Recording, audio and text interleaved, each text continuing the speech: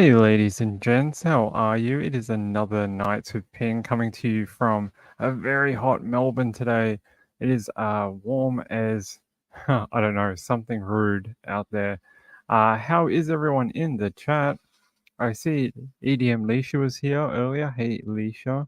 And Charisma was here. Good to see you.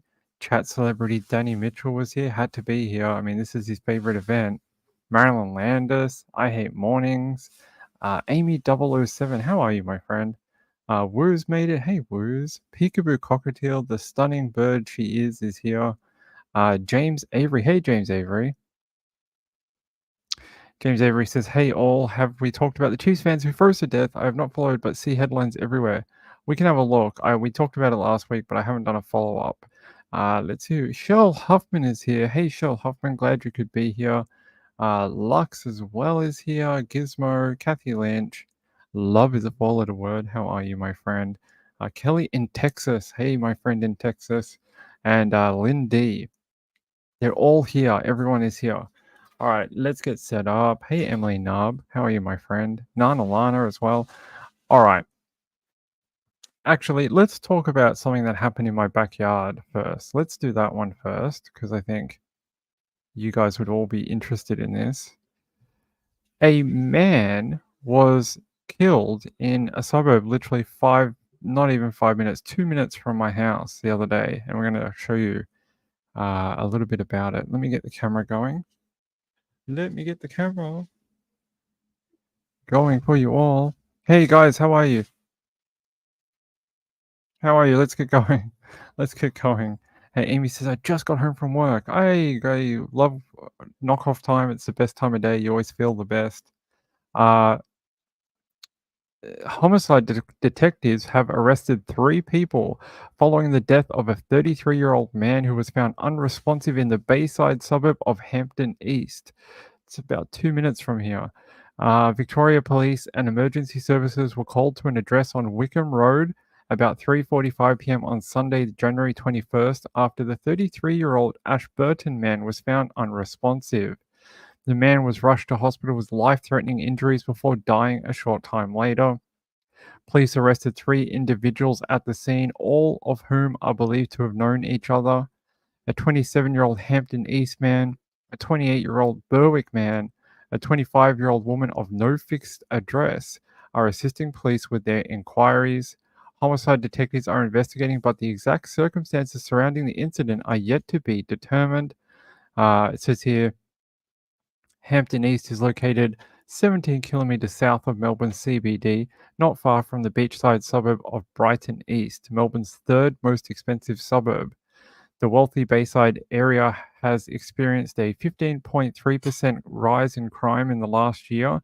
Yeah, they're having a bit of a crime wave in this area, unfortunately. I don't live in Brighton.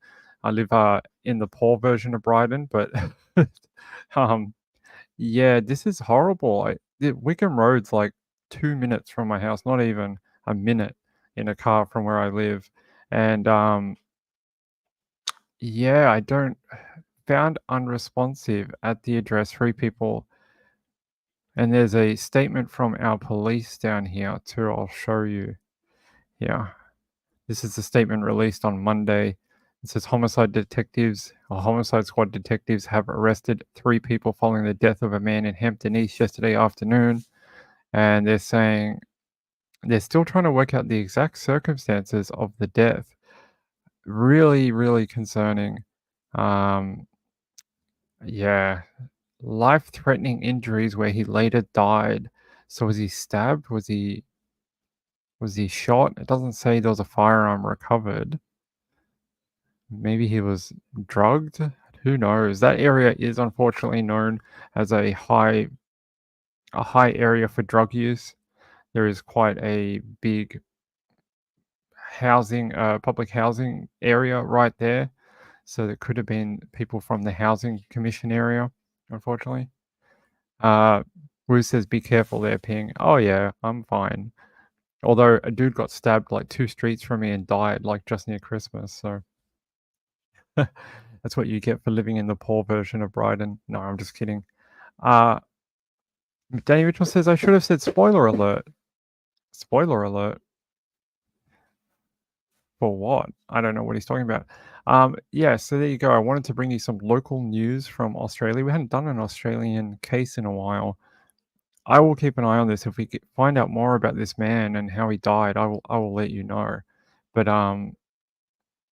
concerning. That's the word I would use. Living right near it is, why did he die? How did he die? And what caused 3 people to be involved? That's what I want to know.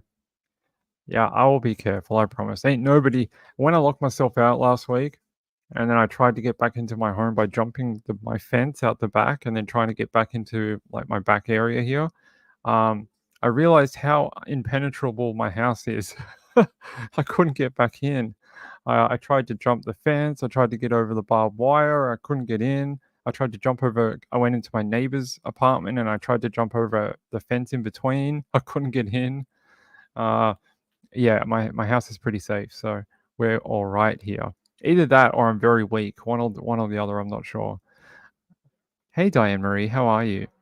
High 60s in tomorrow for James Avery. That sounds very good. Same with Woos. Yeah, it's pretty warm down here actually today. Not sure what it is now, but it was, yeah, it's 30 degrees down here. What is that in 30C core F? It's 104 Fahrenheit down here at the moment. In Melbourne right now. 104. That's right. I only see every third comment. I'm sorry about that. Yes, living in Fort Knox. Yeah. Yeah, it's weird actually, Danny. Your other one didn't show up. I can see all the comments, but yeah, I don't know why they're not showing up, but they're not showing up on my panel. Where is Marlene Clausen? She was here earlier. I mean, she was here yesterday. All right, let's get you onto the headline story that I have here for you. That's not it. Did that? Hold on. It seems like I must have closed the link. Hold on.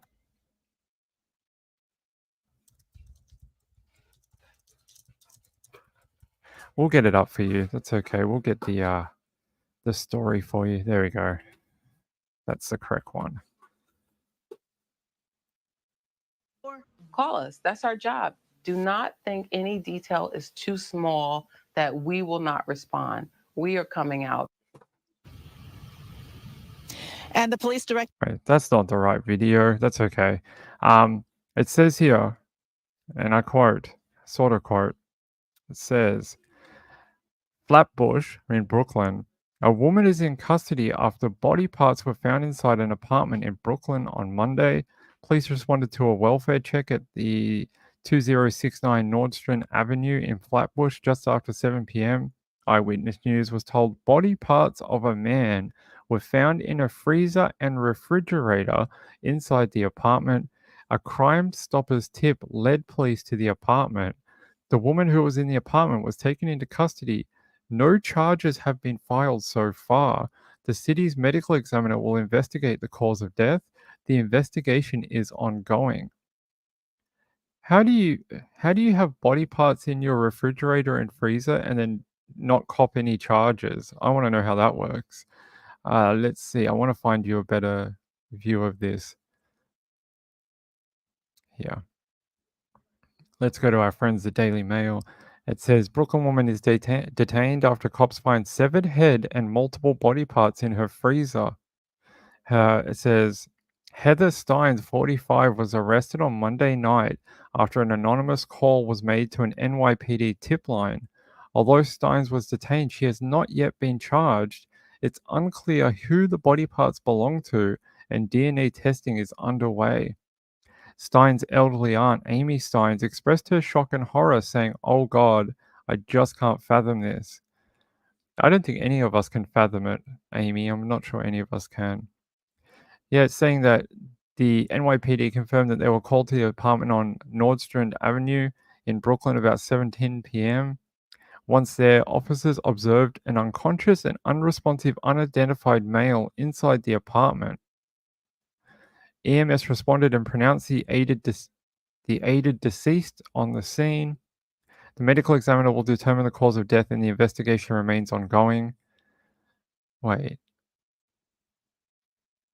It says here that they observed an unconscious and unresponsive unidentified male inside the apartment. The male that was in pieces, or is there another male? It's very unclear. I'd say they mean the body parts, but it's a weird way of saying it. It says, according to her aunt, Heather was living with her husband in the apartment in Brooklyn and was earning some money cleaning apartments. She said she reached out to her niece on Sunday to see how she was and to catch up on things, but got no response. Heather's husband, Nicholas McGee, has been in Chesapeake, Virginia. He's been in a Chesapeake, Virginia jail since September after he was accused of trying to cash a fraudulent check in a bank. So it's not him. It says McGee was due to appear in court Tuesday morning. His sister-in-law, Catherine McGee, 55, said she told the Daily Mail that the couple are both drug abusers who used heroin and crack and had been arrested multiple times. The sister-in-law said she was yet to speak with Nicholas about the police investigation. He's going to be effing devastated because he's coming out of jail and she's possibly going into jail for possible murder. This is really strange. It says, a couple of days later, she said, my husband got locked up. I don't have my food stamp card. Do you have $10? And the lady said, sure. A couple of days ago, she said, detectives were here looking for my husband and I told them he was in jail. She's cool as hell. I would never expect her to have a head in her freezer. Okay, there's a photo of the accused. It says another couple who lived in the building said Steins was so addicted to crack and heroin, she sold everything of value in her apartment, even her TV. That's horrible. I wonder why she killed the guy then. For drugs, maybe? Because he had drugs? Don't know.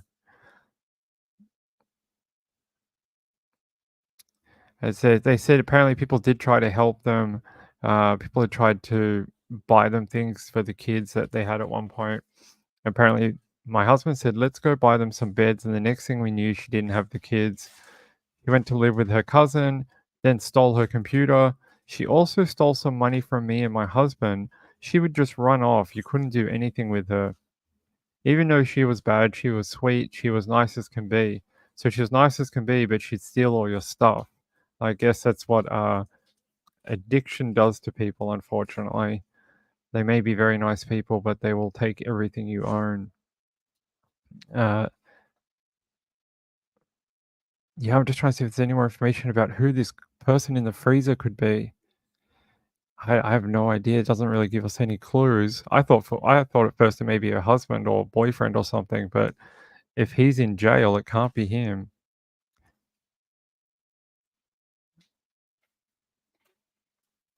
Oh yeah. Make sure you get back and not in the heat. Hey, Bullseye. Hey, how are you? Cyclone. Yes, we have a cyclone coming to Australia.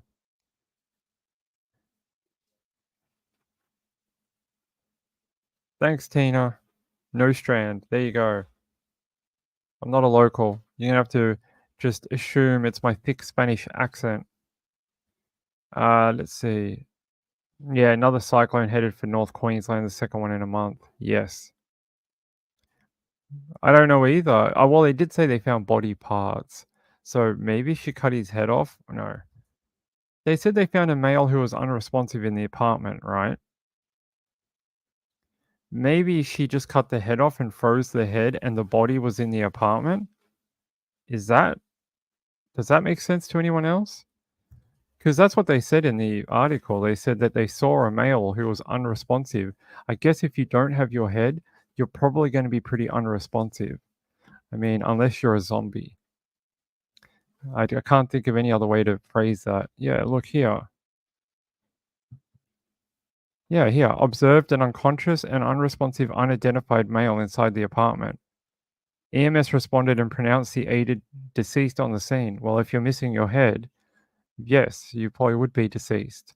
I mean, I don't think they could help him. It's not like they could just stitch it back on. Yeah, I want to know more about who this person could be, whether we can find anything about that. There's another update 3 hours ago. Let's see if this has anything. It has the same sort of information that they just saw someone unresponsive in the apartment. They said they're waiting on DNA testing. That's how they're going to find out who the body parts belong to. So I guess we may have to wait for that. I know, right? Unresponsive with body parts missing. I mean, don't know what to tell you. Sounds like a female Dharma. Yeah, could be. Could be. We'll find out. Hey, Marilyn Landis. How are you? I guess I'm going to guess that she just cut some of them off and froze some of them, and then they found the body in the apartment. That's my guess from the information that we have. Not the toilet paper hoarding again. We're never going back to 2021 or whatever it was, 2020. It is a weird way to put it. I agree. It's a weird statement to make about someone you found in a freezer. Why not just say we found body parts in a freezer? Why would you say you found an unresponsive male and then called EMS? Wouldn't you just call a coroner and be like, hey, there's some body parts in a freezer. We need you to like take them for forensic testing or whatever. Seems a bit odd. By the way, I saw Sherry Runs Late said she was watching the show while she was having eye surgery. Sherry, I hope you are feeling a lot better, and I don't know. I hope that the surgery was successful and you'll be back to looking at true crime in no time. Yeah, that's what I was wondering, M. Sherman. Wonder if it was her drug dealer. Maybe she was looking for drugs. Could be. Could be. Yeah, unresponsive with body parts missing. I love that. We're gonna put a T-shirt with that on it. Unresponsive with body parts missing, and then have like a stick figure with like a leg missing. All right. Let's see if we. I just want to check one more site and see if we get any more information about this.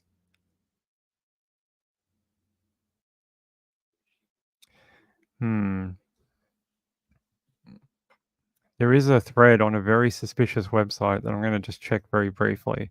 Unfortunately, it's a very bad website, but they tend to have sometimes inside information that I just want to check out very quickly.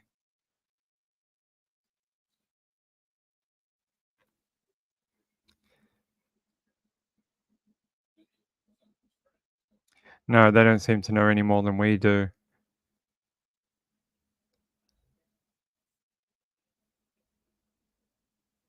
Okay. No. Can't find anything else. I'm sorry about that. Is there a video we could have a look at? Let's have a look.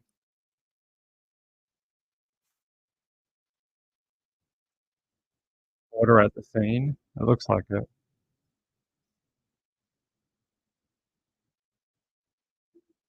Oh my god, it's a door! Not the scary door. Oh my god, it's a hallway. It's a very classic New York old style apartment, right? You see these in like the movies and stuff like that. Where's this guy taking us? Is he taking us to the body parts? Oh, there's a cop. Go in the apartment. Oh, it's just a cop guarding a closed door. Oh, they even put the card in the door to like. Oh, that must be a neighbor. It must be this one where the body parts are. Probably the card in the door is to ask for witness statements, probably. There you go, guys. A creepy door where body parts were found. It's the riveting stuff. You know, you only get that kind of amazing footage on this channel. We're going to stop that because that's just, I mean, it does paint the scene and it is a very grimy apartment, very old school, very sort of run down, some of it as well. Let's have a look.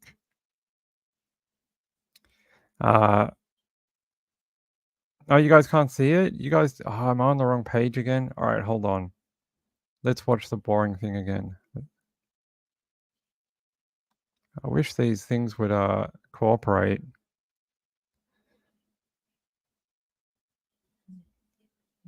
It's not going to be my friend today, is it? Give me 1 second. I don't know why it closed that window. Here, I'll show you what I was talking about, and you guys can see the boring apartment. This is basically what I was narrating before. Look, there's the door. He just takes us through here. It's like, almost looks like the beginning of a movie. Where are they taking us? Who's the main antagonist? Or some sort of video game. Where's the zombies?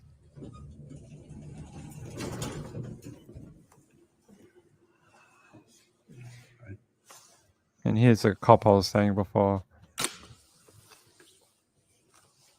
But it's actually, he's on this side, but if you look here, oh, inside this door, there's a card. Right there, police card. Basically, probably asking the residents here to call them. They probably want a witness statement. Did you hear anything? And I guess it's here. The cop pointed to this, one of these apartments here. Probably the one with the door latch, maybe? C4.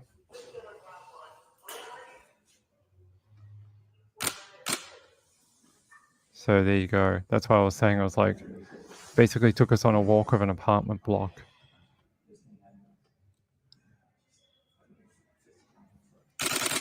Guys, give me 1 second.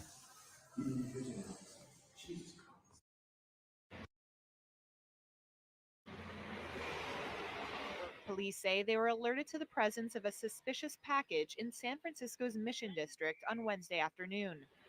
They quickly discovered the package was a suitcase containing body parts. On arriving at the scene, we were unable to determine whether or not it was human or animal body parts until the medical examiner came on scene and confirmed that information. And after closing off surrounding streets and searching the area, police say they found more remains. They say the San Francisco medical examiner is still investigating whether the body parts belong to one person or multiple victims. Meanwhile, Right, sorry about that. Let me investigation is stop this. ongoing. We don't need to watch that. That's a different body parts thing. Sorry, we keep getting interrupted today. Yeah, there you go. There is the anything interesting in here? Nope, just photos. 2069. It's a lot of rubbish built up here, right? You could probably hide something in here, no one would find it. There's a photo. Yeah.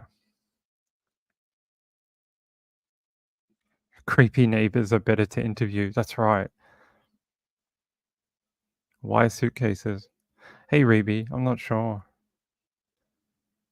It's always the door with the punch marks all over it. I know the door looks pretty messed up, right? It's looks run down. Oh, Nanalana says they follow a very nice podcaster, lives in NY, is terrified to step out of her door anymore because of illegal immigrants flooding the city. I did see that. Yeah, it is a quite an old building, right? Hey, Juicy Jules, how are you? Can't stop laughing at Copper. Yeah. Like an old movie theater. Hey, Moonlight View. I don't know who just called me. Someone was just. I thought it was a courier, but it wasn't. All right. Let's move on. No more body parts. Actually, the next story does involve body parts. Sorry. It says man charged with murder after 19-year-old found dead in abandoned car in Easton, North Carolina. Jordan Isaiah Thomas was charged with murder after 19-year-old Amariah Smith was found dead in Beaufort County. Smith's family is looking for the full story. A man has been charged with murder after an Elizabeth City State University student was found dead in the trunk of a car. I'm going to butcher this, but it's Chowan County Sheriff's Office said the body is believed to be the 19-year-old, pending positive identification from the medical examiner's office. Smith grew up in Nash County, graduated from Nash Central High School. On Monday, authorities charged Jordan Isaiah Thomas with murder. Thomas and Smith knew each other, according to investigators. Several agencies are working together on the case because of multiple crime scenes. It's never good when you have multiple crime scenes. So it says crime scene 1 was in Beaufort County. Smith's body was found in Beaufort County on January 17th in the trunk of a car owned by Thomas. Investigators said the car was in a parking lot along US Highway 264 in Washington. A private company called the tow truck company to move the vehicle. When the car was towed, a tow truck employee found the body. Investigators said Thomas left the car in his private parking spot and stole a truck from that location. The stolen truck was located at ECU Health Beaufort Hospital in Washington, where Thomas was arrested. Crime scene number 2. It says investigators believe Smith was murdered at a different location to where her body was found. There's a photo of Jordan Isaiah Thomas right there. Seems to be in a medical gown and a mask. Maybe that was during COVID. Maybe he was arrested another time. It says evidence was found at the residence in Edenton. Is that how you pronounce that? Edenton, maybe, where Thomas had been living. The sheriff's office said it's unclear whether the murder happened at Thomas' home or another location. Investigators are still working to determine how Smith was murdered.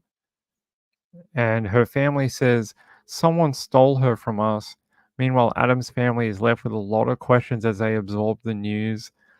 She said, her mother says, I don't even know when my baby died. The Odoms are grieving the loss of their 19-year-old daughter. We didn't just lose her to death. Someone stole her from us. Her parents want answers as they grieve their daughter's loss. Any parent that is listening, wrap your hand around your child, because once they are gone, you can't wrap your arms around them anymore.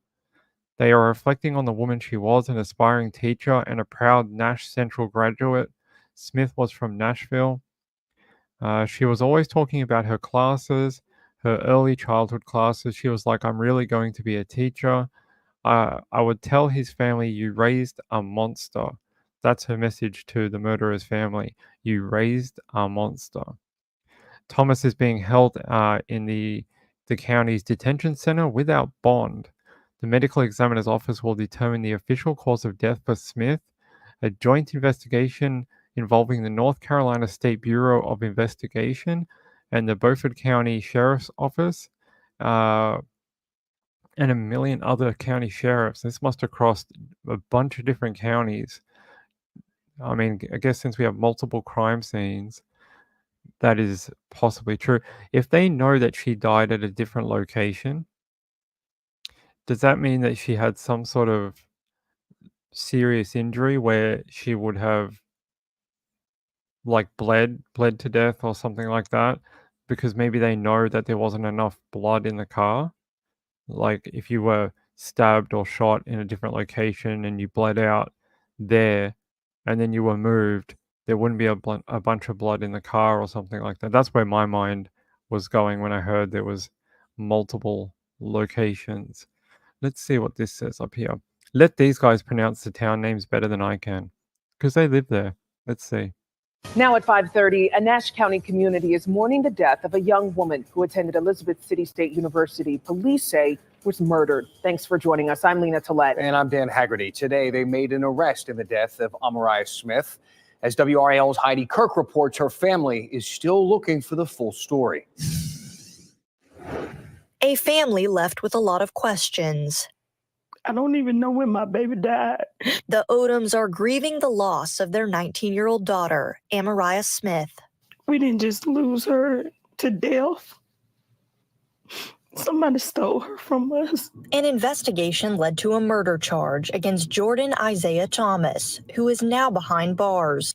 Investigators say Smith's body was found in the trunk of his car on Wednesday after it was abandoned in a parking lot in Washington. Investigators believe Thomas left the car there before stealing another truck from the same location. He was eventually arrested at a nearby hospital where the truck was located. Investigators still don't know where and how Smith was murdered. Her parents want answers as they grieve their daughter's loss. Any parents is listening, wrap your hand around your child, because once they're gone, you can't wrap your arms around it no more. They are reflecting on the woman she was, an aspiring teacher and a proud graduate of Nash Central High School. And she was always talking about her classes, her early childhood classes. And she was like, I'm going to really be a teacher. Her family says Smith knew the man accused of killing her. If he can see this, and to his family, you raised a monster. Heidi Kirk, WRL News, Nash County. Wow. Powerful. So sad for that family. Investigators are telling us that multiple agencies are working now to find more information because there is more than one crime scene. The investigation, of course, remains ongoing.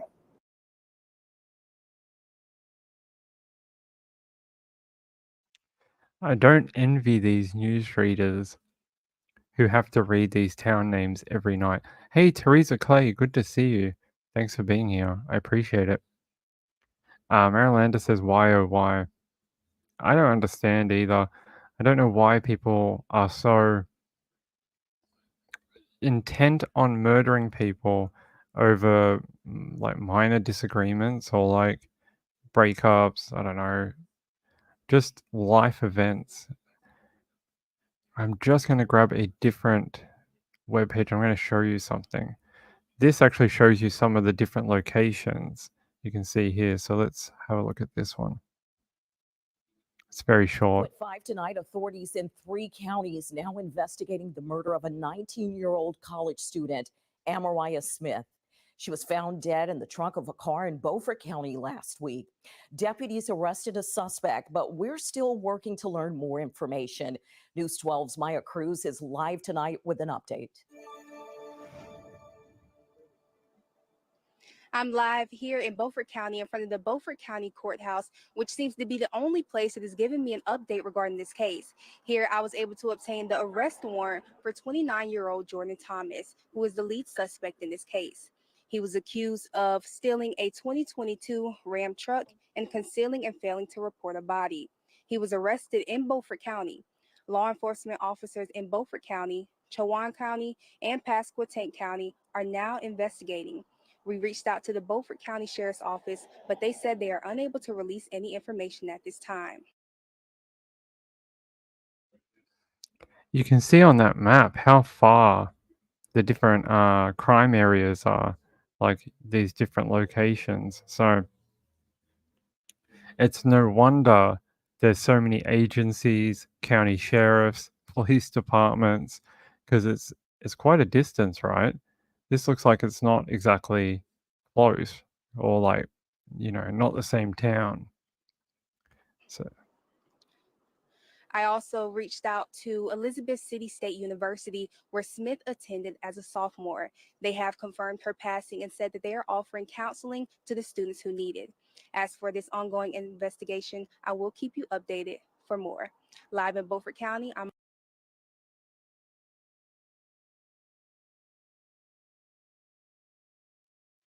there we go. So a little bit more clarity on the locations. It says deputies arrested the suspect in the case, but they're still working to learn more details. He was accused of stealing that Ram truck and concealing and failing to report a body. That's a holding charge. So that would have been his holding charge. And then he was arrested in Beaufort County and is now charged with murder. I hope they're able to identify her fairly quickly. They should be able to. They have her mom and family and they can get DNA. But it takes a little bit of time. How sad. Really, really sad. Anytime you lose someone in this situation, it's awful. It says an arrest warrant for Jordan Thomas. Let me just see if there's any closer update, but I don't think so. This all happened in the last few hours. No, I don't think so. University student found murdered in a car. Now the car's owner is charged with the killing. A tow truck driver found a body believed to be that of 19-year-old Amira Smith in the trunk of a car last week in Beaufort County. Authorities say that car belonged to this man, Jordan Thomas. Imagine being that tow truck driver and you find the body of someone in the back of the car you're just supposed to tow. Awful. Thomas is now charged with murder. Investigators believe Smith and Thomas knew each other, but they aren't sure how they knew each other. They're also now waiting on an autopsy to reveal just how the college student was killed and left in the trunk. So there you go, just waiting on more information, I guess. Hey, oh, we already said hi to you. How are you, Teresa? I bet. Well, I don't know. I'm guessing finding a body is probably up there in the top stories they can probably tell each other. They're like, have you found a body? No, I have. It's probably not something that they want to remember, especially of a young woman.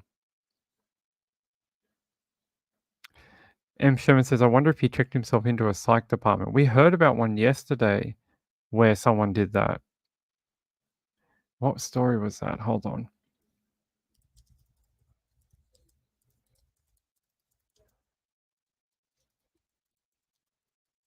There was a murder yesterday we were reading about. Probably can't find it.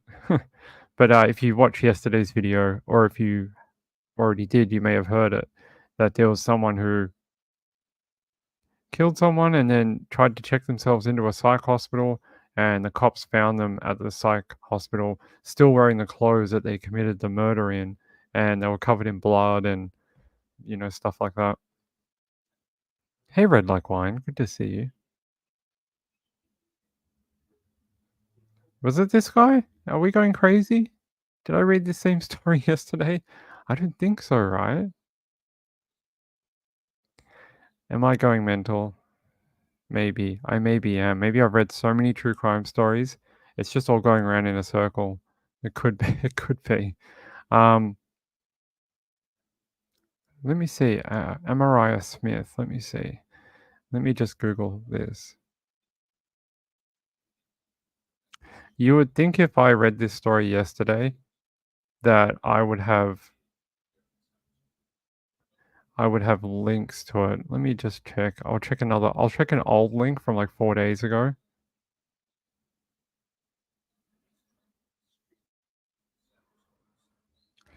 I don't know. I don't think this is the same one. This is a story. This is the original story from 4 days ago. Yeah, I don't think it's the same one. I think we read a story that was similar. Wu says, remember going to a funeral of someone I knew from childhood? He was murdered. It's so sad. In 2008. That is horrible. That's right. It was the woman's body who was found next to the dumpster, not in the car. That's right. It was the woman found next to the dumpster. He couldn't get her into the dumpster. He couldn't lift her body.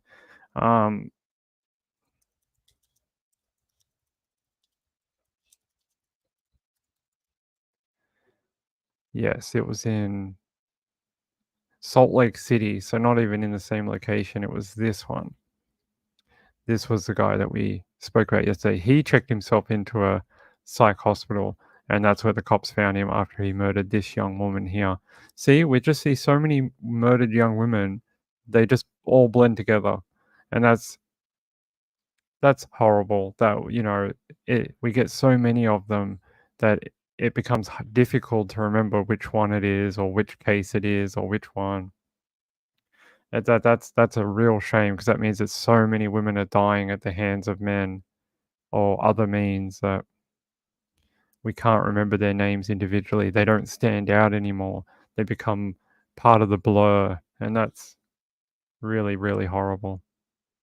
Red Like Wine says, our humidity is at 97% right now. It's gross. Off topic, but I'm sweating. Hopefully you can get cool where you are. We'll take a little break. I feel like we've had a lot of murder talk in the last 2 minutes, and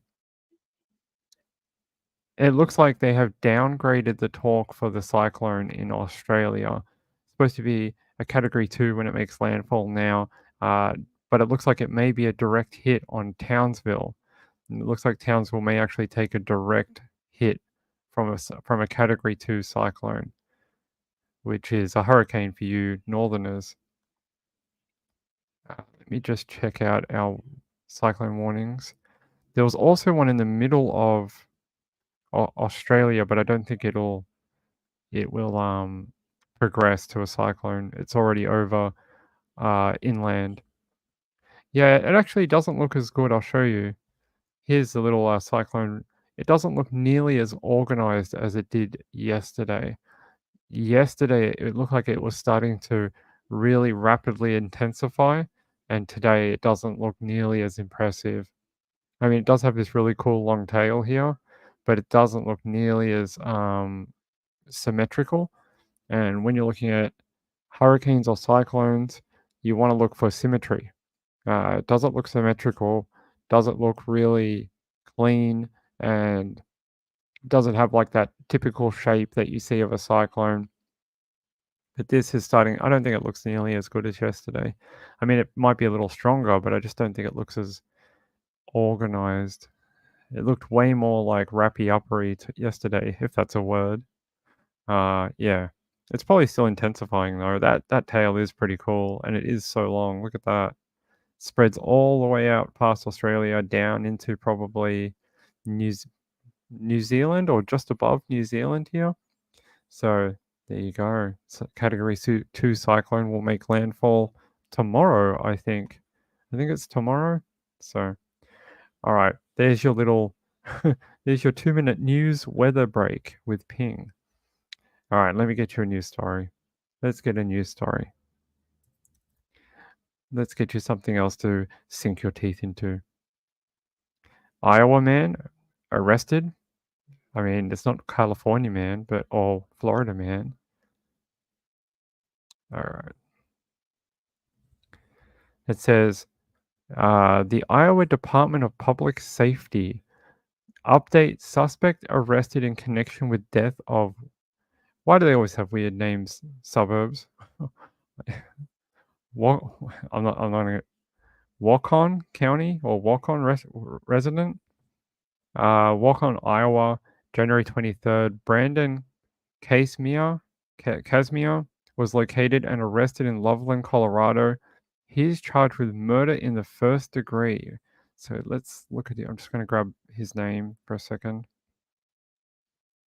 Okay. Brandon was wanted in connection with the death of Jamie Casimir, so his wife, who was found deceased in her residence in Iowa on January 22nd, 2024. The Waukon Police Department is being assisted by the Iowa Division of Criminal Investigation, of the Olmaki County Sheriff's Office, and the Iowa State Patrol. The investigation is ongoing and no further information is available at this time. But I do have more information. Hold on. This is interesting. So let's look up who his wife is in the murder. So he's been arrested for the murder of Jamie. Murder of Jamie Casimir. Casimir? Is that the way you pronounce it? I would pronounce it that way.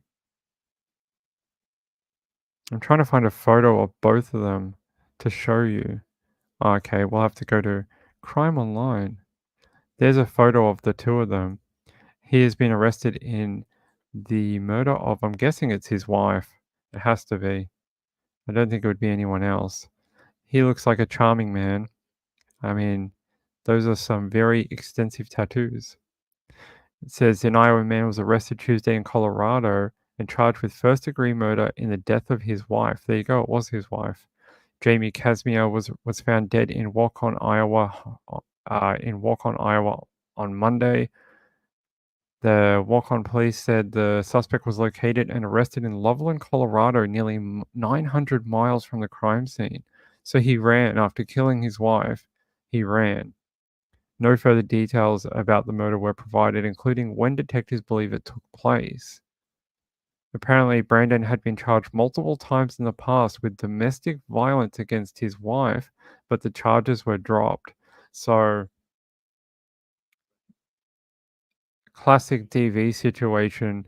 He was arrested, and then she probably refused to testify against him or refused to proceed with charges, and the charges were dropped, probably because he pressured her into not complying with police.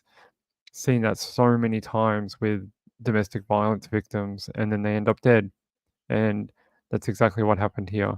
She was trapped in a domestic violence relationship, and cops have been called multiple times in the past, apparently, and it finally got to the worst part, and another wife was killed. It's just horrible. It's like every second story we read is about a woman being killed. It really is. It's just horrible.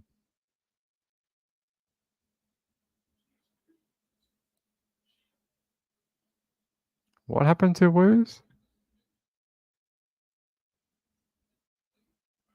I'm trying to find out what you guys are talking about.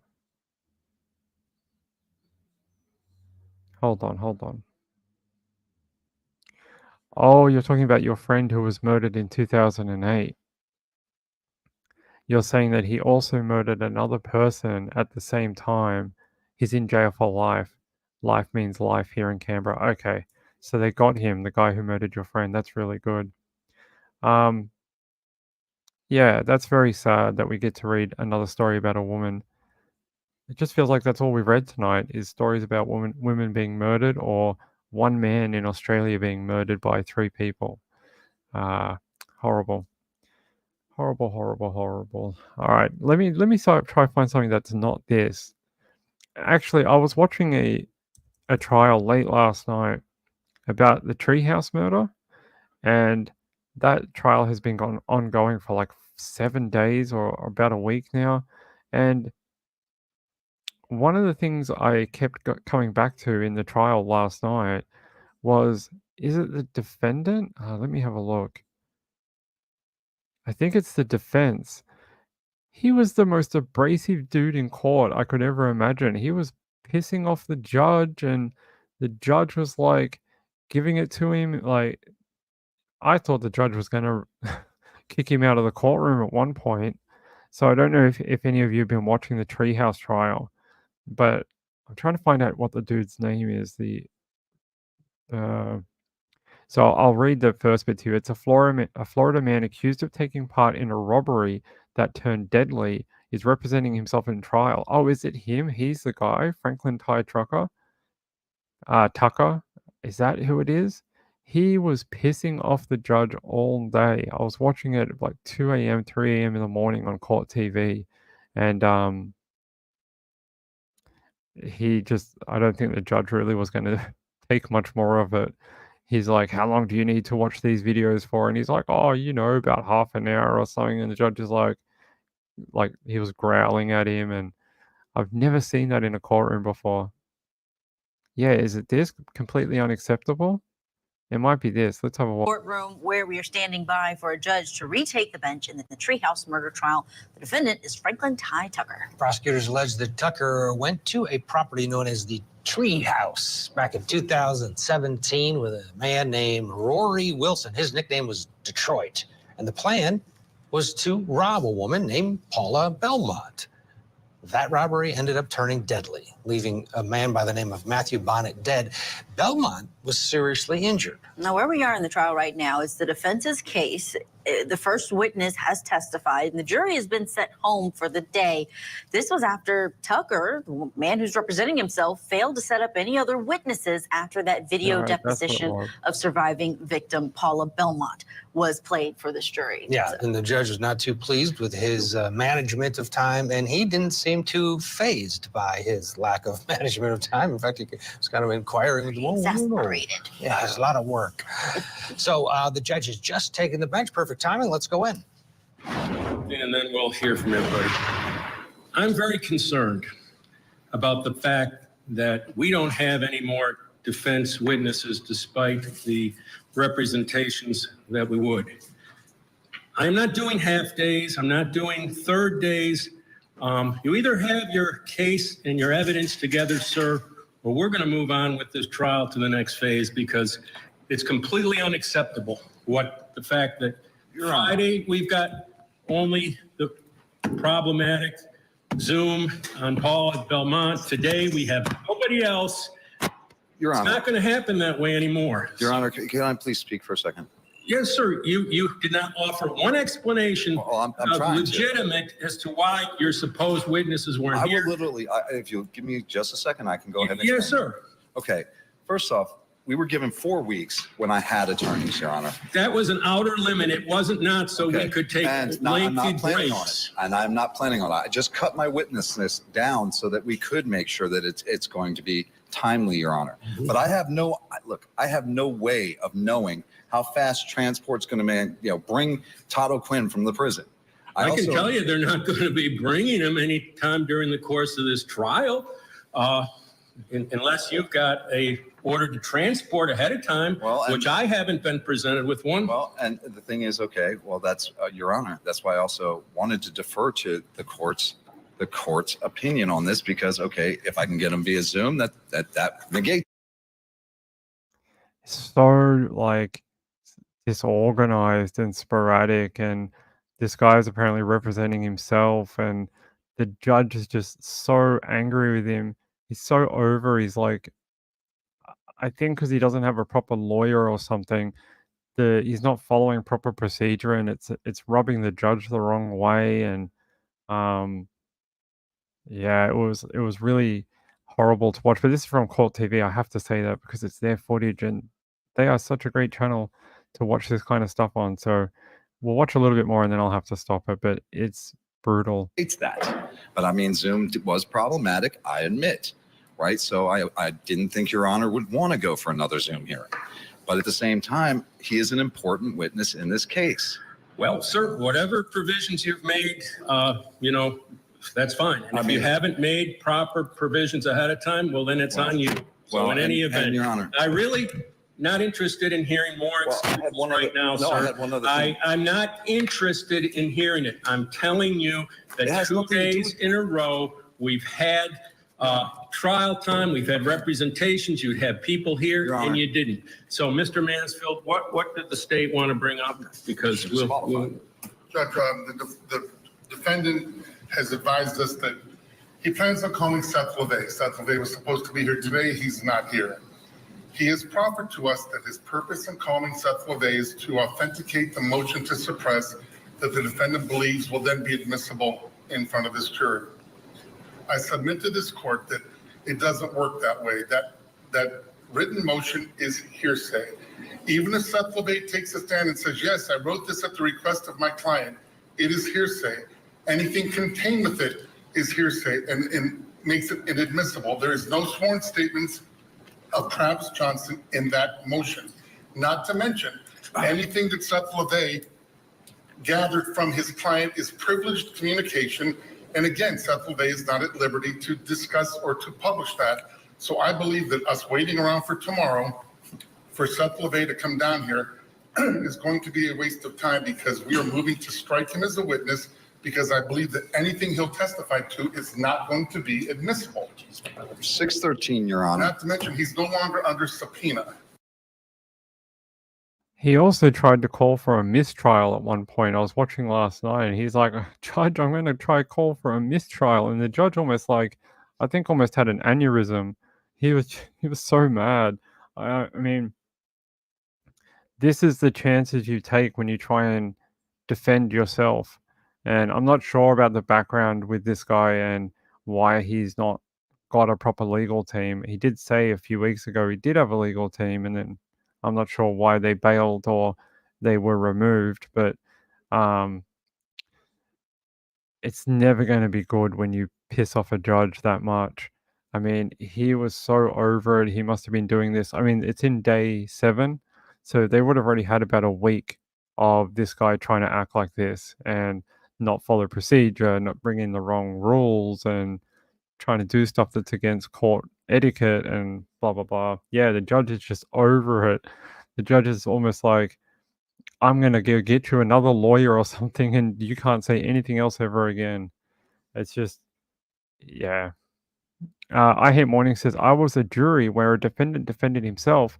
I felt like a jack in a box, always having to go back and forth to the jury room. It was the worst case I ever sat on. Yeah, because they don't know the proper legal precedent and they don't know how to try a case. I mean, there are some criminals who, I mean, or some people defending themselves who are lawyers or have a legal background. There's even some people who are in jail who are people that get an education behind bars become like legal. I'm not sure what they become, but they can get a legal background while they're in jail. They know what to do. That's fine. But this guy doesn't know what he's doing, and I don't know if it's going to end very well for him. He should have just stuck with a legal team. I don't think he's going to do well with the end of this. I think he's going to join his buddies in jail. Someone asked, is he incarcerated? I don't know. I'll have a look quickly. I'd say maybe, since the charge is so serious. I'll have a look.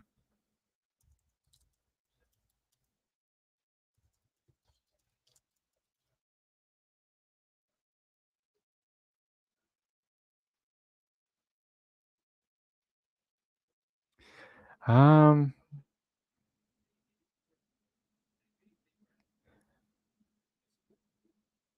apparently he had a famous friend that owns CrossFit or was a CrossFit co-founder, actually bailed him out of jail at one point, according to Law and Crime. I don't know if that means he's still out of jail at this current time. Someone in the chat might know. This is the first time I watched it last night. I just caught it at like 2 a.m. in the morning, and I just saw the judge yelling at this guy, and I was like, oh my God. And I wanted to share it with you because I thought it was pretty funny. Oh, he's married to her. He's married to the CrossFit person. Okay.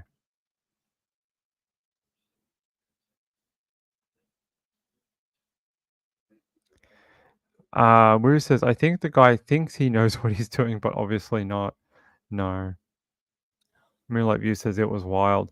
Unfortunately, I ended up having to go to bed, so I didn't see the end of the day. But I know at one point he was calling for a mistrial, and the judge was just like, are you serious? Like, he was like, no, I don't think so. That's not the way things work. They went to high school together. I'm glad you guys are watching that one. Yeah, I just wanted to share it with you because I thought it was funny. Well, not funny. It's sort of sad that someone is doing this to their own. I mean, it's a serious charge. I mean, he screws this up, he could be gone. Like, you know, it's many, many years of his life that he's not going to get back, is it? So, in some ways, it's sad. In some ways, it's, you know, funny to see a judge yell at someone. Yeah, he wanted the judge. I think he wanted a different judge, or I don't know. He's trying all these different legal tactics to sort of get out of it, and I don't think he's going to succeed.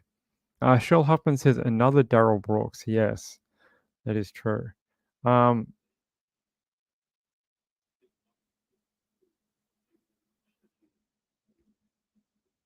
Tina says, honestly, whether this guy is guilty or innocent, this judge is showing his bias too much, which is wrong. It's common that real lawyers will call. Yeah, they can. I've seen other ones call for mistrials before, but I don't know how much of it is his inappropriateness in the courtroom and how much of it is the judge already thinking, you know, this guy's just going to jail anyway. Hey, Bees are alive. Hey, how are you? Good to see you. Hope you're doing well, my friend. I hope you are. All right, let's move on.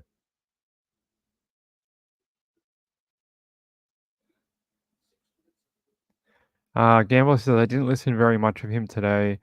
I don't know if he went off on him today. Prosecution was objecting a lot to his testimony. Yeah, like in this little bit we just watched, he doesn't even understand the concept of hearsay, and that's a really big thing in these kind of trials with types of evidence and witnesses and things like that. All right, let's move on. Let's move on. I want to move on.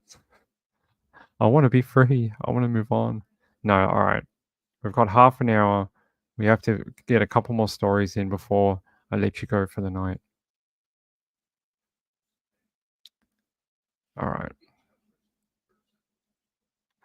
Actually, I don't want to talk about any more women being murdered. So I'm going to choose a different story. I actually had another one, but it was another woman, and I don't want to do that. Actually, you know, I had some comments last night. People said they didn't understand that story we spoke about last night. The one where there was a lady, she was someone who actually was helping search for a missing woman, and then she got raided by the police uh, because they thought she had been talking, the person who was helping search for the missing woman, she had been speaking to the missing woman's daughter and had some sort of privileged information that she was not sharing with police. So if you were a little bit confused on that, I know it was a little up and down, but that was the very simple form of it.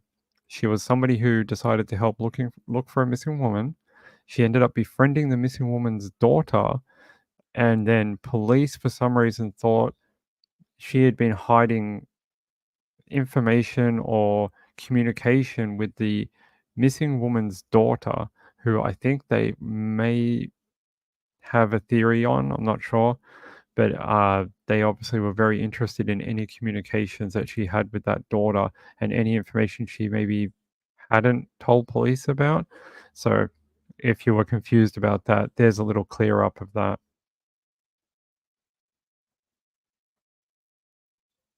Thanks, Juicy Jules. Good to see you, by the way. Hey, Marlene Clausen, how are you? Any updates on that story? That was the missing woman. I can have a look.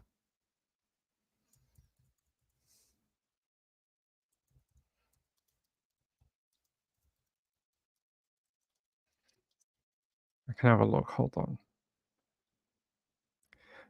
Oh, here we go. That was in Mount Dora.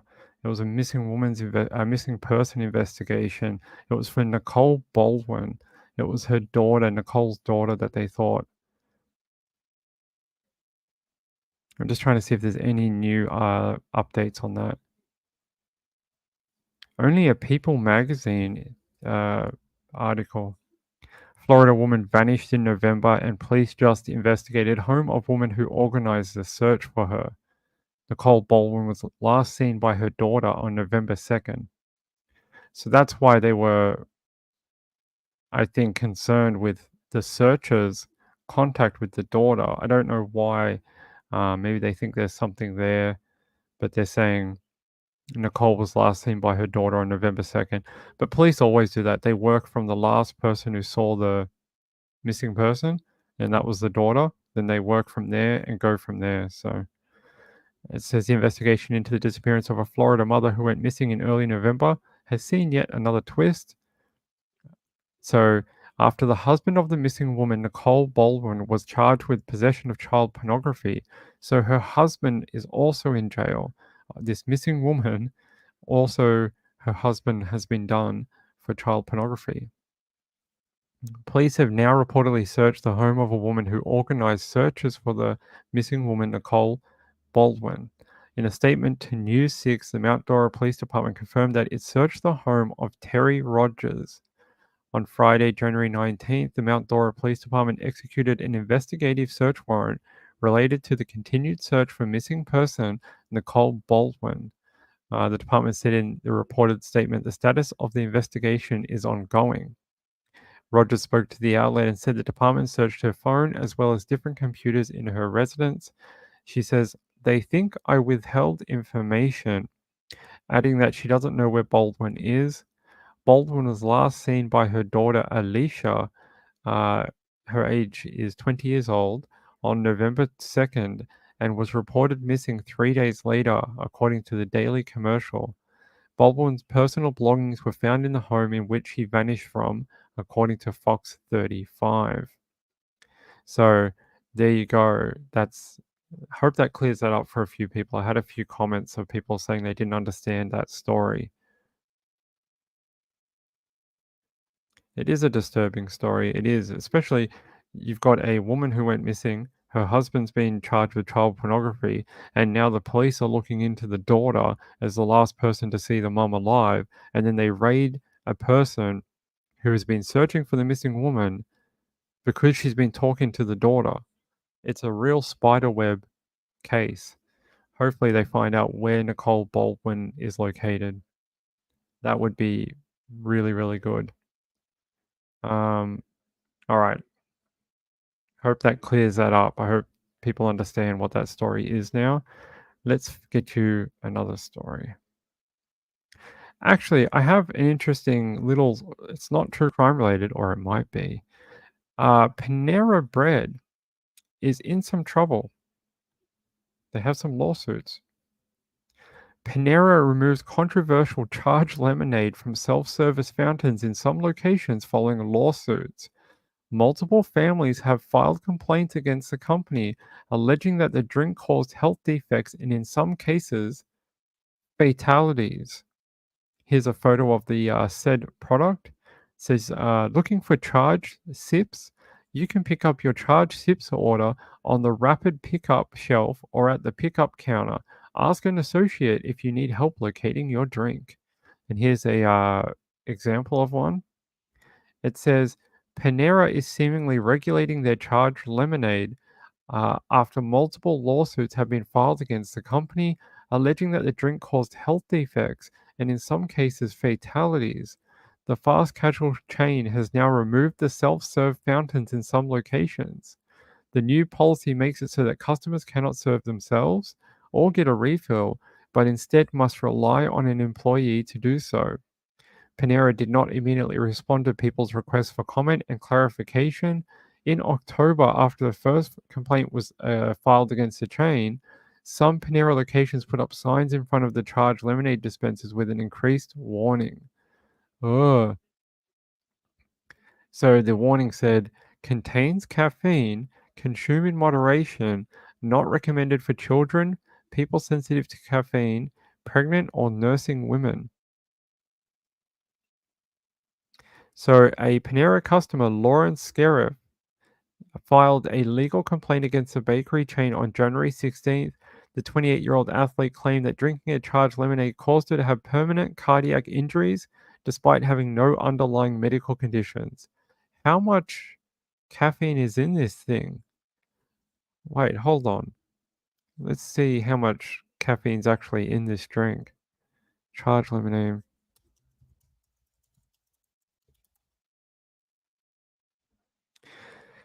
Okay. A 20-ounce serving of charged lemonade contains 260 milligrams of caffeine, while the 30-ounce cup has 390 milligrams of caffeine, close to the U.S. Food and Drug Administration's recommended daily limit. How much caffeine is in a cup of coffee?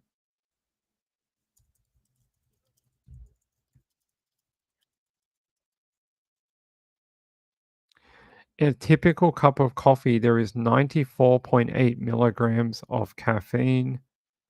So that means at the largest size drink, there's almost 4 cups of coffee in each serving. What is that? Stop that. Yeah, so there you go. Each drink contains up to 4 cups of coffee in one go. I'm sure that's not the only drink in America that has multiple cups of coffee within it, and I'm probably pretty sure that just 4 cups of coffee is probably pretty small compared to some other drinks.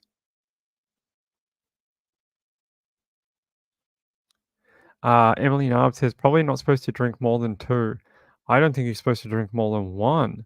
If it has your daily recommended caffeine level in 1 drink, then you're probably supposed to just drink 1 per day.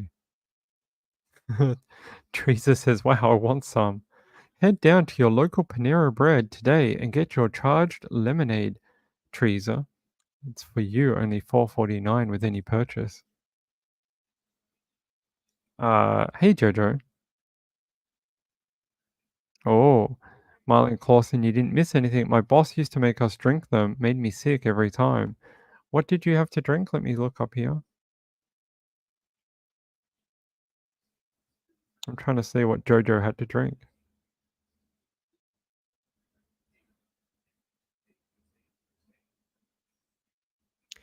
Marlon Clausen says, I never drank a Monster Energy drink and only had a Mountain Dew recently.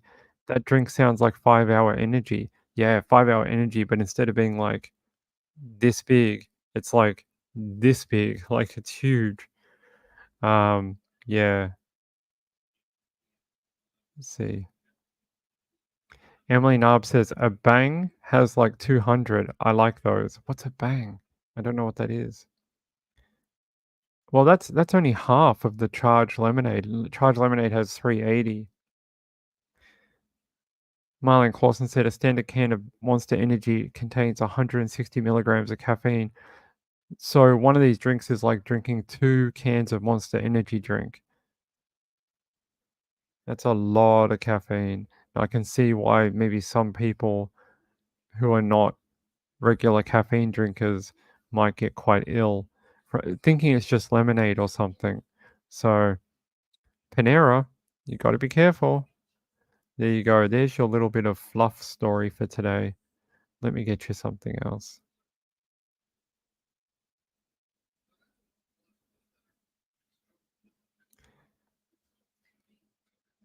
I'm just trying to grab you a different story.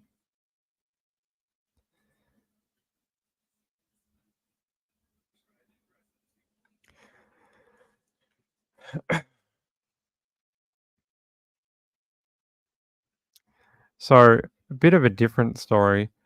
It says tubing accident kills 18-year-old girl in Emery County. What a lovely young girl. Emery County, Utah. A girl remembered for her vibrant and joyful soul was killed over the weekend while tubing with friends in Huntington Canyon. Kristen Beagley, 18, died as a result of the accident, leaving her family devastated. They said Kirsten was a friend to everyone, the family told Fox 13 News.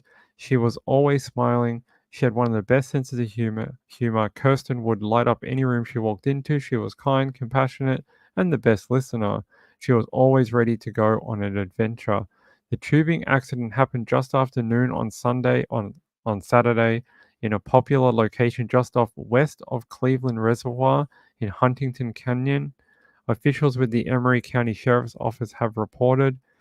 Officials said Beagley was on a tube with a friend and was going too fast to stop at the bottom of a hill. While the friend rolled off the tube onto a snowy hillside, Beagley stayed on the tube as it launched over the snowy berm onto the shoulder of the State Route 31 and came to rest on the road. Beagley was pronounced dead at the scene. Family said Beagley was with her friends on a day activity ahead of a school dance. She was on the drill team all 4 years of high school, and this year she was the drill team captain. She was just very passionate about dance. She was also an amazing leader to her teammates and really loved her team. Students within the Emery County School District dressed in pink on Monday to remember Beagley. Photos show students at Emery High School, where Beagley attended, with their hands in the shape of hearts to honor their classmate. Here's a photo of all their classmates. Whoop. There you go. That's a lot of people outpouring a lot of emotion for their fallen friend. What a way to die. You think you're just going to go out, have a bit of fun with friends before you know, before a school dance, and you end up dead. Just a small mistake, and you don't get to go home to your family. How horrible. I hate stories like this. It says the school district said school administrators and counselors had met with Monday with Beagley's teammates on the school's drill team and student council, along with students who were with Kirsten at the time of the accident. Her friends are always going to double doubt themselves about everything. Could I have done something different that day? Could I have helped? Could we have gone off a different thing and rode down or something, Could I have done something to help her survive,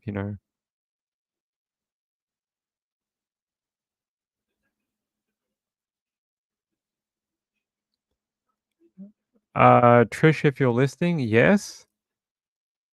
And what? I will. I'm not gonna. I'm not gonna tell them what you just wrote me in that email because I'm guessing this is a great story that you're gonna tell when you come on. But holy crap! When Trish comes on, she's gonna have the most amazing story to tell you in a minute. Oh my god! I can't even imagine. I don't want to say anything because otherwise this will be the ponytail story all over again. But something's happening with Trish, which is crazy. She's going to be running a few minutes late, but she'll be back. Give me 1 second. I just want to reset.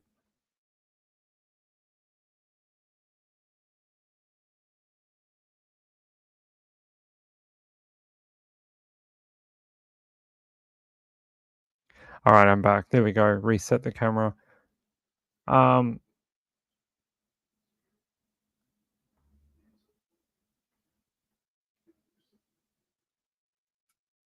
Oh, it's a joke? I thought you really would do that. Oh, I thought that'd be a great joke. I mean, a great story. I thought that'd be great. I would not put it past you to actually do that for someone, Trish. I really think you would actually help help women do that. Gambler said, I saw there was at least one protest at the Australian Open. She tossed pamphlets onto the court. They have been everywhere, Gambler. They were at the stupid carols at Christmas. We have Christmas carols. They were there and they rushed the stage and they tackled someone and go away. I'm interested in making sure everyone is safe or whatever, but ruining events and especially the carols. The carols was really annoying because it was for little kids. It's not for adults really. It's for like children. And why would you try to take that away from kids during the Christmas period?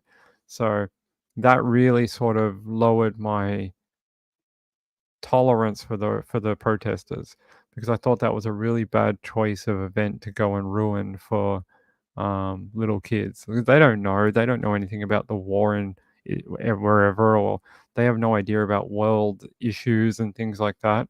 So I don't know. Just they can do whatever. Oh, really? Okay. That's good. I was like, wow, that's such a great reason to be late. I mean, I'm going to use that next time, except I'm going to be the pregnant woman and I'm going to be late because I'm giving birth. Okay. That's the next time. All right. Hold on, ladies and gentlemen. What page are we on? Okay.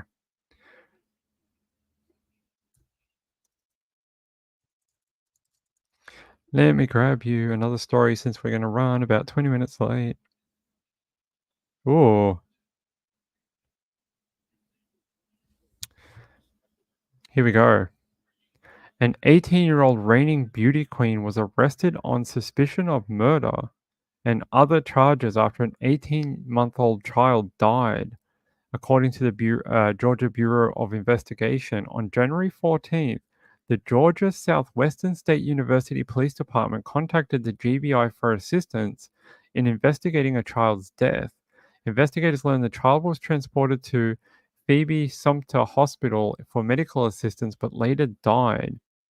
The GBI did not disclose what type of injuries the child had sustained.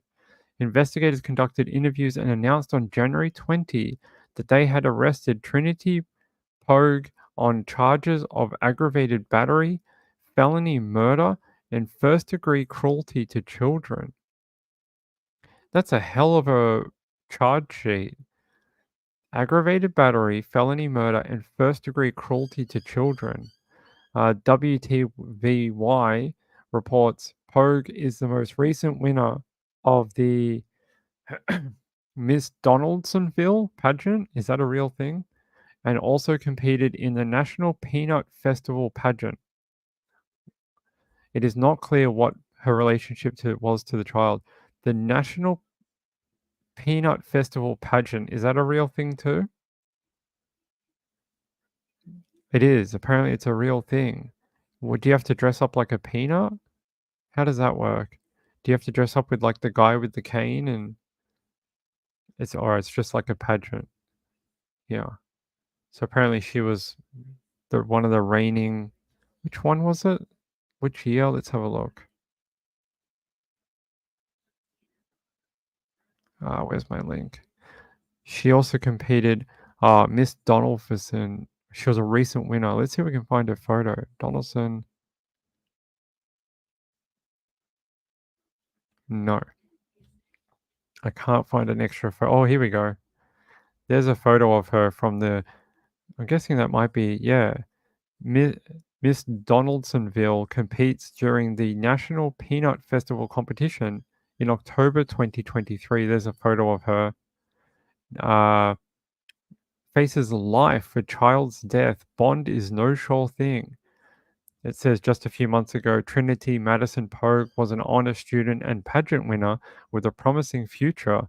Now she's an accused killer clad in jailhouse clothes and could spend the remainder of her life behind bars. She has no bond, and there is no assurance one will be set. Authorities are holding Pogue, the reigning Miss Donaldsonville, without bond on charges of felony murder, aggravated battery, and cruelty to children. The Georgia Bureau of Investigation accuses her of killing an 18-month-old toddler last week. The investigation indicates an unresponsive 18-month-old boy was admitted to the emergency room, and they're saying that the child died. The statement did not disclose the relationship to the boy, but she has no children. So was she babysitting for someone? Or is it like a relative's child, maybe? Let's see if I can find more information on this. Where is her full name? Trinity Madison Pogue. Let's see. So she killed a child, not even her own child. Oh my god. It says Georgia beauty queen is seen in mugshot after being charged for the murder of her boyfriend's 18-month-old son who died from blunt force trauma. So she hit him or something over the head. There's her mugshot. She looks totally happy. Real happy. This happy. Do you see the resemblance? They're the same photo. No, okay, no, they're not. There's another photo of her. It says investigators said after multiple interviews and examining the evidence, she was arrested. On social media, the 18-year-old had posted several photos and videos of young children in her life. How do you accidentally kill some little kid? Or did she do it deliberately? It says police have not said the baby sustained the injuries, but the investigation was ongoing. If convicted, she faces life in prison. The baby's name on the birth certificate is Romeo Angels, according to WALB, but the child's father gave the name Jackson Drew. Who makes up these names? What's wrong with normal names like Jason or Kelly? Here it says, yeah, there you go. Former beauty queen is looking at life in prison after, according to police, killing an 18-month-old little boy that was obviously in her care at some point. Boyfriend's kid, yeah.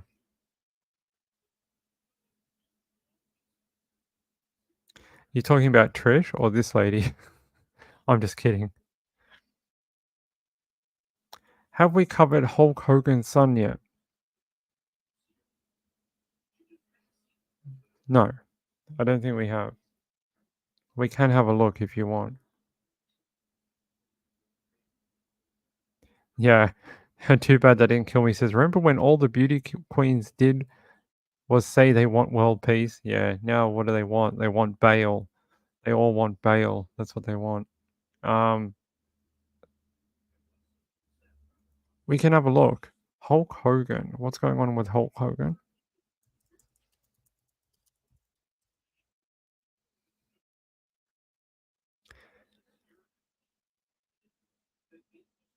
So Hulk Hogan's son, Nick, DUI arrest body cam footage is released. Did he say, "You don't know who I am. I'm famous"?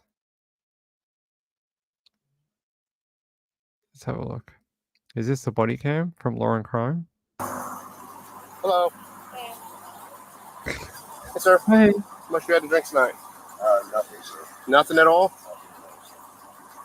I'm sorry, I'm just looking at my insurance. You almost ran me over. It was me that you almost ran over when you were driving right by me. Okay? When there's police lights lighting up the road over there. I'm so sorry. It's just been a night where I was just on our way home and we were leaving. You mind stepping out for me? Yeah. Nice truck. Expensive truck. Yeah, sorry, sir. So where are you coming from tonight? Come on over here. Beach. Heading home. Leaving the beach, heading home? Heading home. Nothing to drink tonight? No, sir. So it's just, you said they're passengers? Yeah, just passengers. But I can smell it on your breath. Okay, I'm sorry. It's them. I was just kissing my girlfriend. Apologize. That's what you're gonna say? That you're kissing your girlfriend, so that's why you have alcohol coming off your breath. I'm sorry, sir. Yeah, that's what I was saying. Okay. Well, would you mind if I checked your eyes and make sure you're safe to be? So he said, "I was making out with my girlfriend, and that's why I smell like booze." How far down her throat did you have your tongue to be able to have that much alcohol on your breath? We driving, sir? Yes, sir. Okay.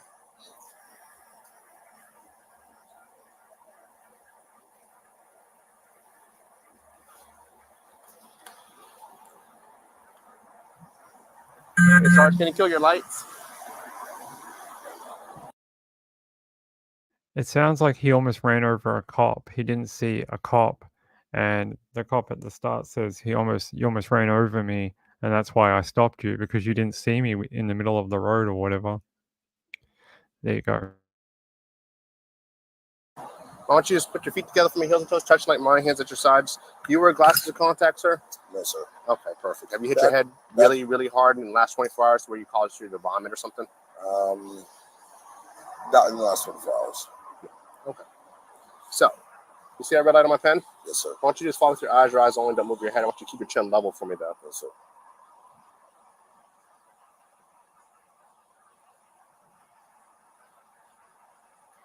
Don't move your head, just your eyes.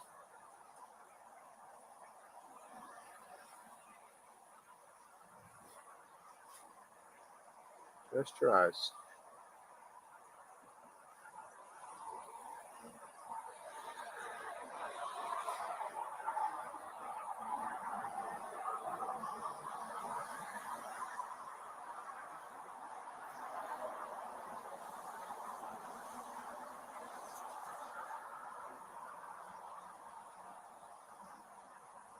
You're moving your head, okay? I need you to keep your head still, put your nose facing me, and just move your eyes, okay? Sure thing.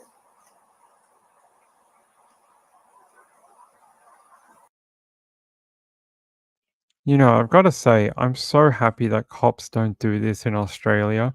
This stupid freaking light test, and then they're like, "Follow the light." Oh, you're drunk because your eyes can't follow a light, and they're dilute, like whatever they say, it's expanded or dilated or whatever. Cops in Australia just don't do that. They just give you a breathalyzer, and they're just like, "Are you drunk or not drunk?" It's pretty simple. Are you above the limit or below the limit? There you go. You're below the limit, you can go. You're above the limit, you can get charges. Instead of all this like, "Hey, follow the light, and can you walk in a line, and can you do ABC and touch your nose 10 times," or whatever, like, it's so much more simpler to get a breathalyzer. I'm not sure why that's not such a thing in the States.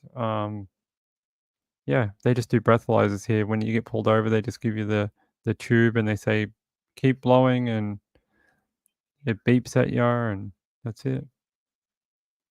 Diane Marie says, "Seems like a guy who is always in trouble." We'll see. Let's see how much trouble he gets into.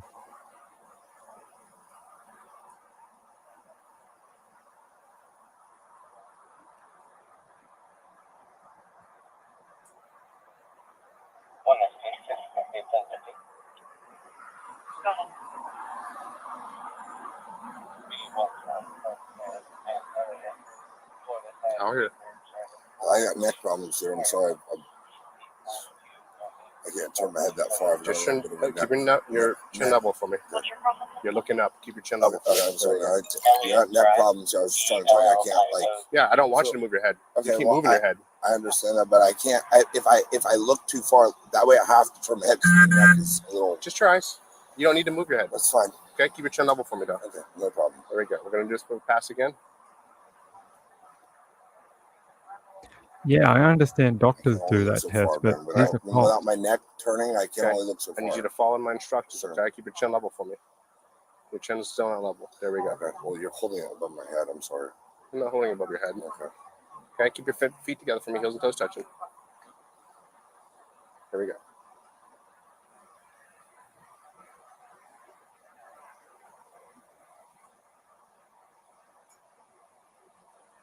Moving nice and slow.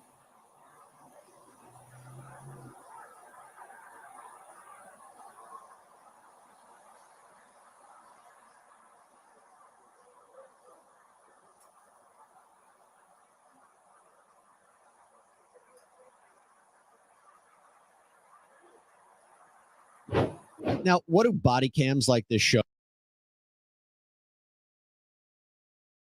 There you go. You can watch him follow a light for another 10 minutes. Yeah, I know. I saw that. He's this huge. You're holding the light over me head. I can't move me neck because me neck doesn't move, and I have to move my head if I move my neck. He was like pulling out every kind of excuse he could think of in like about 3 minutes. Although I get it.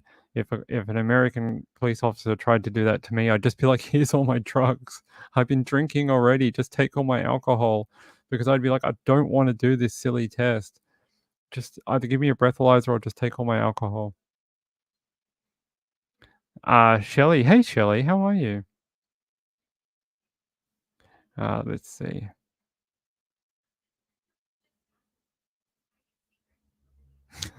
Don't go drunk to the doctor, and they won't do the test. Oh my God. That's right. And don't go to the cop for a medical thing and they won't do the test. No, I'm just kidding. We've got a few more minutes. I'm trying to bleed the time out because Trish is going to be a little late. Oh, you got off easy the last time. Is there more to this? Let's have a look. Have to ask, okay? I mean, that's a, okay, white. What's your date of birth, sir? July 27th, 1990. Okay. Do you have any physical defects? Aside from injuries, no. Okay. Are you sick or injured right now? Other than. Do you have any physical defects? Yes, I have a third arm.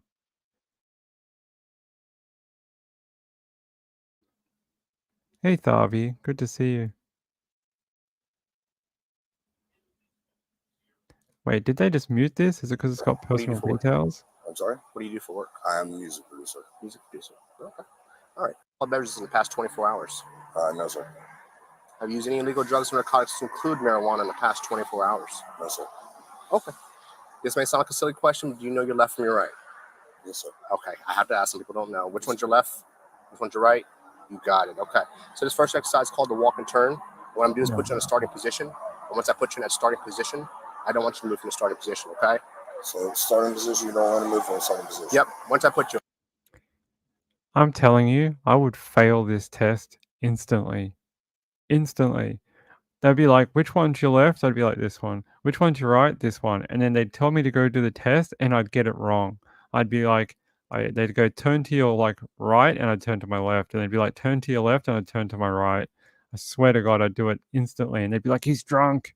He's had all the drugs. Arrest him. He can't drive anymore. He's impaired. And I'm just like, no, I'm just sort of half dyslexic half of the time. Doing it, okay? But I'm going to show you everything. I'm going to demonstrate it for you. I'm going to give you the instructions, ask you if you have any questions, and then we'll address those questions, okay? You see this line that's painted down in front of you? Yes, sir. You see anything that may prevent you from walking that line? Any potholes, rocks, or sticks in the way? Obstructing it? No. No? Okay. Do you feel like there's any reason why you can't walk down that line? Aside from the rain, no, sir. I don't think it's raining that hard. No, it's not raining anymore. Okay. Okay. All right. So the starting position is going to be like this, okay? I want you to go ahead and place your left foot on the line. Yep. Take your right foot, place it directly in front of your left foot with the heel of your right foot touching the toes of your left. Hands at your side. I need you to remain in that position until I finish the instructions, okay? When I tell you to begin, you're going to take 9 heel-to-toe steps on this line, touching heel to toe on each step with no space in between. Is this step 1 or do we No, start with the next one? your step's going to be your back foot. I'm going to explain it to you, okay? And I'm going to demonstrate it. Yes, sir. At the end of your 9th step, you're going to make a turn in which I'm going to show you, and you're going to take 9 more heel-to-toe steps back down the line. While you do this, you're going to keep your hands down at your sides, look down at your feet at all times, and count each step out loud so that I can hear you. Okay? 1 through 9. Looking at my feet. It's going to look like this. I'm going to demonstrate it. I'm going to demonstrate it for you, okay? Watch me, okay? 1, 2, 3, and so on until you get to 9. On your 9th step, leave your front foot planted on the line. Take your back foot off, make a series of small steps, just like this, to turn yourself around while pivoting on that front foot. And once you completed the turn, I want you to return back down the line with 9 more heel-to-toe steps. The back foot's going to be your first step. I'm going to show you again. 1, 2, 3, 4, and so on until you get to 9. Okay? Now, during that exercise, I want you to keep your hands at your sides, okay? Look down. You know, watching this, I feel like no wonder the cops are just like don't have time for anything else. It's like, how long has this been going for already? It's like 12 minutes for a traffic stop. It's like, how many traffic stops do they do in a day then? It's like, what, like 3 an hour? Like, how long is this going to take? In Australia, it's quite fast. They're just like, here's a breathalyzer. You drunk? No? Okay, get out of here. Like, it's about 3 minutes. They can process a lot of traffic real fast. Same with drugs. They just have a thing that scrapes your tongue, and then they put it in a little thing and snap the vials, and it tells you, you got drugs? Yes? No? Okay, bye. It's very fast. And interesting that this is... Oh, Shoal says there is a breathalyzer used in the US most of the time. If you refuse, it's a mandatory blood test. Interesting story here in Australia. You can do the breathalyzer. If you come back with a positive reading, you can go back to the station and do an evidentiary breath test, which is a different type. If you don't want to do that, you can do a blood test, similar to what you're talking about. Instead, if you don't want to do you can get a more accurate reading through the blood test if you want. It's an option. There you go. Down at your feet all the time, kind of spell out loud. I stop so that I can show you the turn. I don't want you to stop. Okay. Once you start the exercise, don't stop walking. Don't stop walking until you've completed it. You understand the exercise? Yes, sir. All the instructions? Yes, sir. Okay, do you have any questions? I mean, it's a lot, but yeah, sure. I can do it. 1 through 9 here and turn around and come back 1 through 9. Just like I explained? Yes, sir. All right. Do you have any more questions? That'll be it. All right, so when you're ready, you can begin.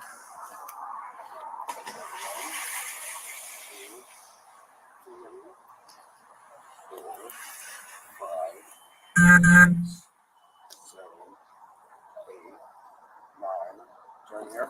Just like I explained.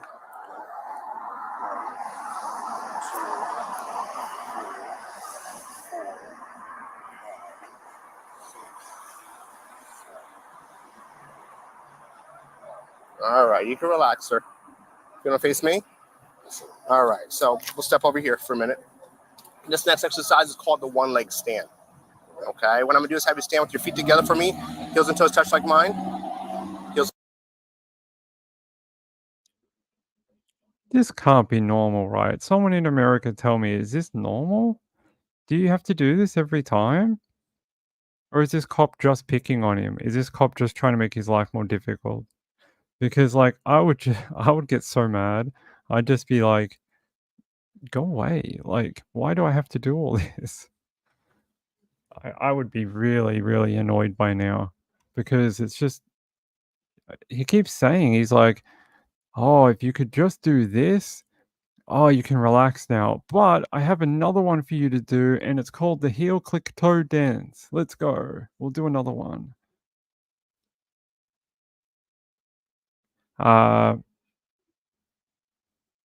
That's true. Then give him the breathalyzer, and then you can be done. And then give him a drug tongue test, and you can be finished. Get him charged and done. Gambler says a US TV meteorologist, Holly Strano, I know who that is, Was recently caught drunk driving. She took out a hydro pole and fire hydrant. I saw her going through the test. I don't know if it's online. We'll have to watch that tomorrow.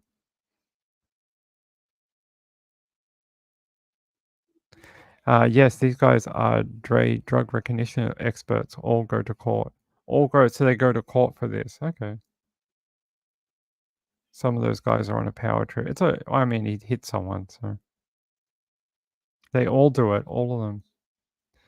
I had the same surgery when I was younger. Darby, I had that same lazy eye surgery when I was like 8, 9. So my eye does the same thing too.